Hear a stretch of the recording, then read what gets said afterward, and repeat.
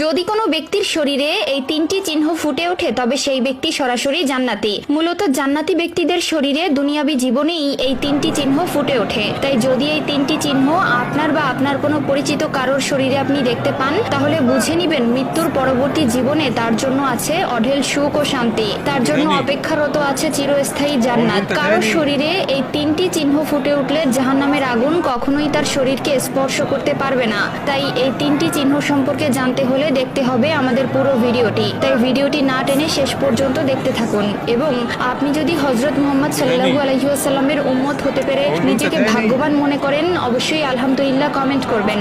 আজকে আমার প্রিয় নবীর ভালোবাসার মানুষগুলোকে দেখতে চাই। প্রিয় দর্শক, অবশ্যই ভিডিওটি শেয়ার করতে ভুলবেন না। আপনার একটি শেয়ারে হয়তো অনেক মানুষ পাপ কাজ থেকে নিজেকে হেফাজত করতে পারবে। প্রিয় নবী বলেছেন, যে ব্যক্তি আমার হাদিস শুনে অন্যকে শেয়ার করলো তার জন্য কিয়ামতের দিন আমার সুপারিশ